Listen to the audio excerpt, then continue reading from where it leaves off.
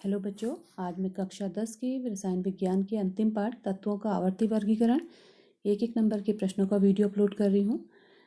इस वीडियो में मैंने इस पाठ के लगभग एक नंबर के सभी प्रश्न लिए हैं। तो शुरू करते हैं आज के पहले प्रश्न से। डोबेराइनर के वर्गीकरण की क्या सीमाएं हैं?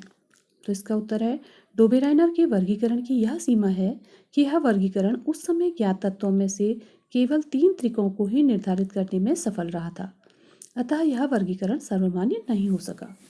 अगला प्रश्न, अष्टक के सिद्धांत का प्रतिपादन किसने किया? तो इसका उत्तर है, न्यूलैंड ने अष्टक के सिद्धांत का प्रतिपादन किया। अगला प्रश्न, मेंडलीव की आवर्त सारणी तैयार करने में कौन से मापदंड अपनाए गए या उन कौन से मापदंडों को अपनाया गया? तो इसका उत्तर है, मेंडलीव की आवर्त सारणी तैयार करने में निम्न मापदंडों को अपनाया गया। पहला, तत्वों के परमाणु भारों का बढ़ता क्रम, और दूसरा, तत्वों के रासायनिक गुणों की समानता। अगला प्रश्न, मेंडलीव का आवर्त नियम लिखिए। तो मेंडलीव का आवर्त नियम है, तत्वों के भौतिक एवं रासायनिक गुणधर्म उनके परमाणु भारों के आवर्ती फलन होते हैं। अगला प्रश्न, आपके अनुसार उत्कृष्ट गैसों को अलग समूह में क्यों रखा गया? तो इसका उत्तर है, उत्कृष्ट गैसों को अलग समूह में इसलिए रखा गया है क्योंकि ये अक्रिय होती हैं तथा अन्य तत्वों अथवा यौगिकों से क्रिया नहीं करती। अगला प्रश्न, तत्वों के वर्गीकरण की आवश्यकता क्यों हुई? तो इसका उत्तर है, तत्वों की अधिक संख्या होने के कारण उनके गुणों तथा उपयोगों का भिन्न भिन्न अध्ययन करना संभव नहीं है, अतः तत्वों को नियमानुसार व्यवस्थित करके प्रत्येक तत्व के विषय में अध्ययन करने के लिए इनका वर्गीकरण करना आवश्यक हुआ। अगला प्रश्न, डोबेराइनर का त्रिक किन्हें कहा जाता है? तो इसका उत्तर है, डोबेराइनर ने लगभग समान गुणधर्म वाले अनेक तत्वों को 3-3 के समूह में उनके परमाणु भार में वृद्धि के क्रमानुसार रखा। इस प्रकार से बने समूह डोबेराइनर के त्रिक कहलाए। अगला प्रश्न, मेंडलीव की मूल आवर्त सारणी के 2 दोषों का उल्लेख कीजिए। तो इसका उत्तर है, मेंडलीव की मूल आवर्त सारणी के 2 दोष, पहला, हाइड्रोजन को आवर्त सारणी में 2 स्थानों पर रखना, और दूसरा, दुर्लभ मृदा तत्वों को आवर्त सारणी में अलग स्थान न दिया जाना। अगला प्रश्न, आधुनिक आवर्त नियम लिखिए। तो आधुनिक आवर्त नियम है, तत्वों के भौतिक तथा रासायनिक गुणधर्म उनके परमाणु क्रमांक के आवर्ती फलन होते हैं। अगला प्रश्न, आधुनिक आवर्त सारणी को कितने आवर्त एवं समूहों में विभक्त किया गया है? तो इसका उत्तर है, आधुनिक आवर्त सारणी को 7 आवर्त एवं 18 समूहों में विभक्त किया गया है। आवर्त क्षैतिज तथा समूह ऊर्ध्व होते हैं। अगला प्रश्न, वर्तमान समय तक तत्वों की कितनी संख्या ज्ञात है? तो इसका उत्तर है 114। अगला प्रश्न, आधुनिक आवर्त सारणी के किस आवर्त में केवल 2 तत्व हैं? तो इसका उत्तर है, प्रथम आवर्त में उसमें पहला तत्व हीलियम है और पहला तत्व हाइड्रोजन और दूसरा हीलियम, यानी प्रथम आवर्त में केवल 2 ही तत्व हैं। अगला प्रश्न, शून्य समूह तत्वों में से 2 तत्वों के नाम बताइए।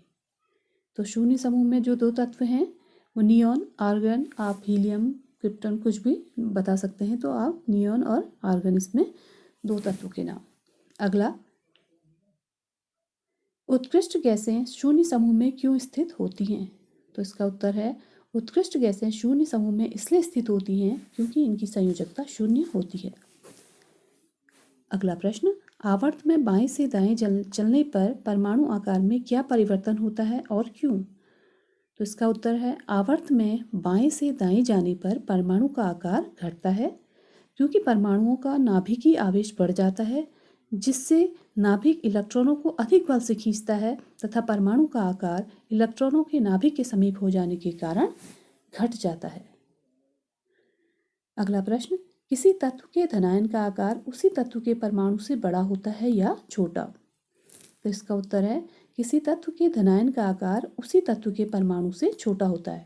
अगर ये प्रश्न 1 नंबर का होता है तो आप सीधे सीधे इसका उत्तर लिखेंगे कि उसका आकार उसी तत्व के परमाणु से, धनायन का आकार उसी तत्व के परमाणु से छोटा होता है। अगर आपसे पूछा जाए क्यों होता है, तब आप बताएंगे कि धनायन बनाने पर, सपोज हम उदाहरण लेते हैं सोडियम का परमाणु क्रमांक 11 है, तो इसका इलेक्ट्रॉनिक विन्यास होता है 2, 8 और 1।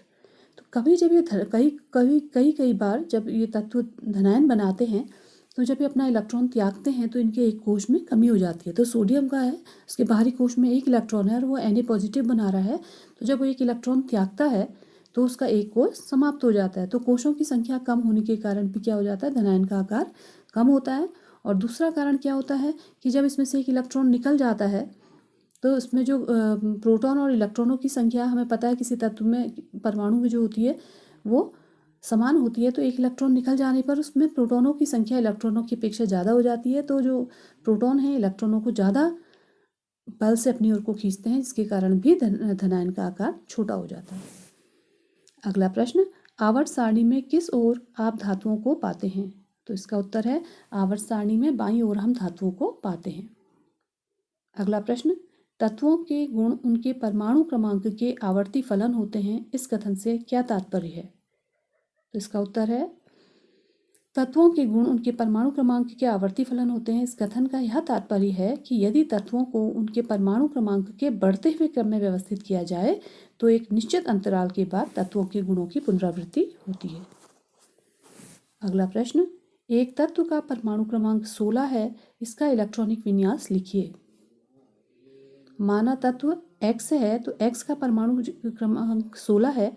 तो हमने जब इसका इलेक्ट्रॉनिक विन्यास लिखा तो पहले कोश में हमें पता है कि 2 इलेक्ट्रॉन होते हैं, अगले कोश में, दूसरे कोश में मैक्सिमम 8 इलेक्ट्रॉन आते हैं। तो हमने पहले में 2 इलेक्ट्रॉन, अगले में 8 लिखे और जो बचे हुए इलेक्ट्रॉन है इसको तीसरे कोश में डाला, यानी 2,8,6। अगला प्रश्न, सोडियम का परमाणु क्रमांक 11 है, इसका इलेक्ट्रॉनिक विन्यास एवं इलेक्ट्रॉन बिंदु संरचना बनाइए।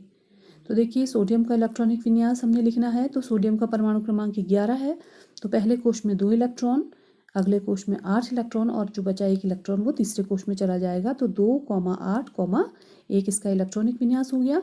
और जब हम इलेक्ट्रॉन बिंदु संरचना बनाएंगे तो इन्हीं इलेक्ट्रॉनों को हम कोशों में दिखाएंगे। तो पहले कोश में 2, अगले कोश में 8 और उस तीसरे कोश में 1 इलेक्ट्रॉन होगा। अगला प्रश्न, क्लोरीन का परमाणु क्रमांक 17 है, इसका इलेक्ट्रॉनिक विन्यास लिखिए तथा यह किस आवर्तन समूह में होगा। तो देखिए क्लोरीन का इलेक्ट्रॉनिक विन्यास हमने लिखा, इसका क्योंकि परमाणु क्रमांक 17 है तो पहले कोश में 2 इलेक्ट्रॉन, अगले कोश में 8 इलेक्ट्रॉन और बचे जो इलेक्ट्रॉन है वो तीसरे कोश में, यानी 7 इलेक्ट्रॉन। के कोश में 2, एल कोश में 8 और एम कोश में 7 इलेक्ट्रॉन हमारे चले जाते हैं। तो देखिए अब हमने क्या बताना है, ये कौन से आवर्त में होगा।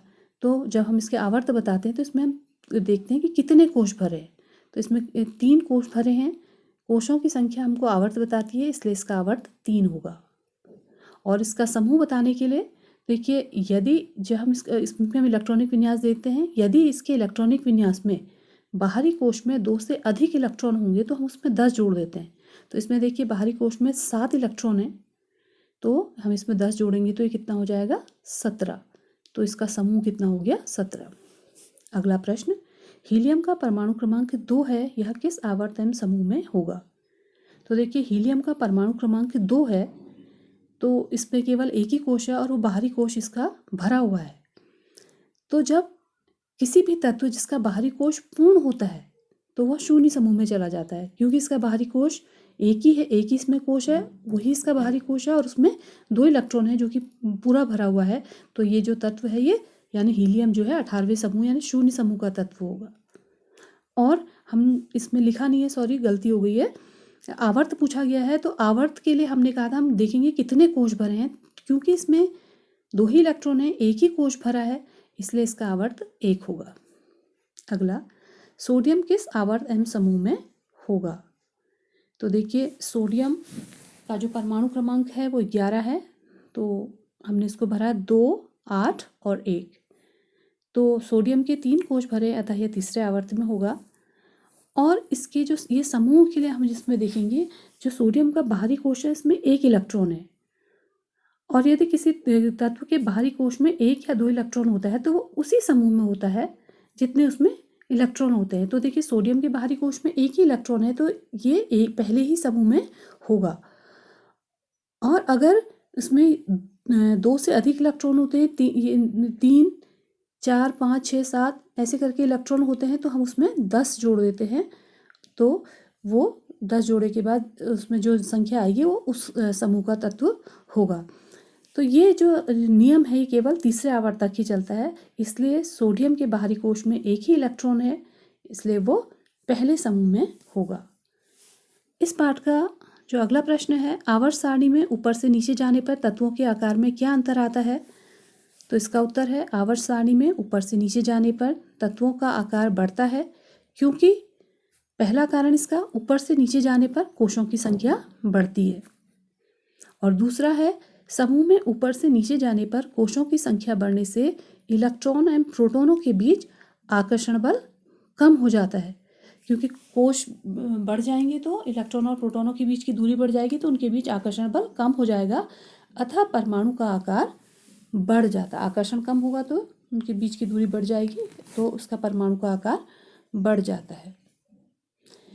तो इस पाठ के लगभग सभी प्रश्न पूरे हो गए हैं, और आशा करती हूँ ये प्रश्न आपके लिए बहुत महत्वपूर्ण होंगे, काफ़ी हेल्पफुल भी हैं।